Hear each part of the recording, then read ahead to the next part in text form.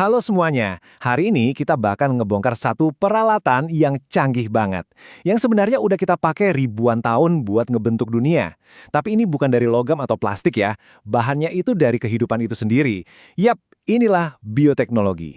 Pernah kepikiran nggak, apa sih hubungannya yogurt yang biasa kita makan buat sarapan sama obat-obatan super canggih yang bisa nyelamatin nyawa?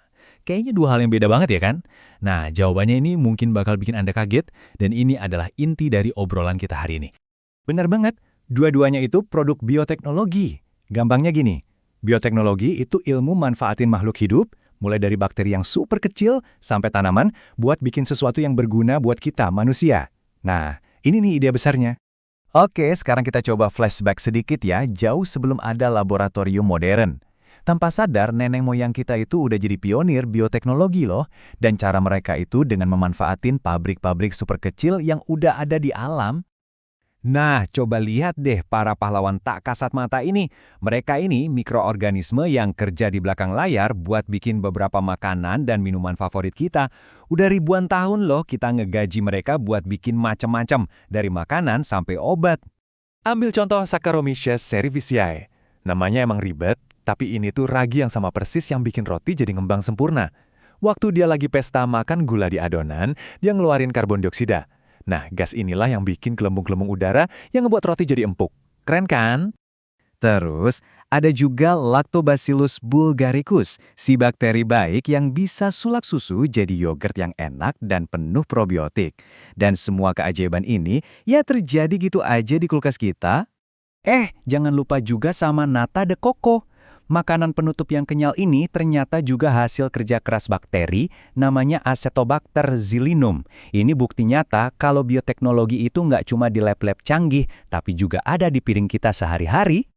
Oke, dari dapur, sekarang kita geser ke skala yang lebih gede, skala dunia. Tantangannya gini, gimana caranya kita ngasih makan populasi dunia yang makin hari makin banyak?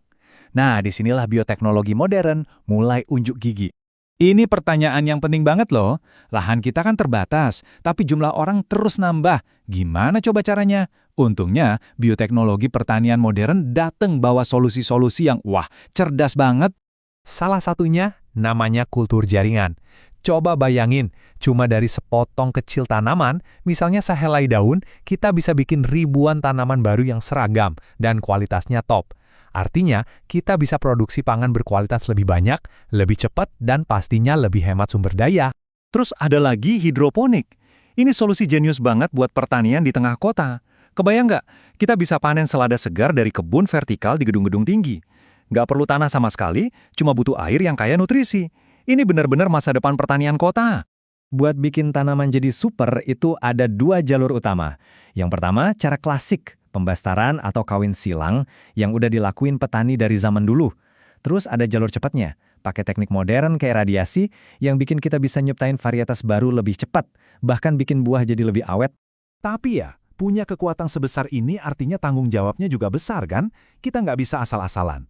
Praktik pertanian yang bijak, contohnya rotasi tanaman, itu penting banget buat jaga keseimbangan alam dan biar nggak muncul masalah baru kayak hama yang jadi kebal obat. Oke, dari ladang yang luas, sekarang kita nyelam jauh lebih dalam lagi. Sampai ke level molekul. Kita bakal ngomongin DNA, si buku resep kehidupan. Dan disinilah teman-teman, revolusi bioteknologi yang sebenarnya lagi terjadi. Nah, kenalan yuk sama yang namanya CRISPR-Cas9. Coba bayangin ini kayak gunting molekuler yang presisi banget. Analogi ini pas banget, karena teknologi ini benar-benar ngebolehin kita buat nemuin dan motong bagian DNA tertentu dengan akurasi yang luar biasa. Terus gimana sih cara kerjanya?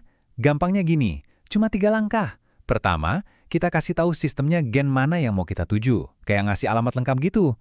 Kedua, guntingnya bakal motong DNA pas di lokasi itu. Dan ketiga, kita biarin selnya nyembuhin luka itu, seringnya sih sambil kita selipin potongan DNA baru yang kita mau.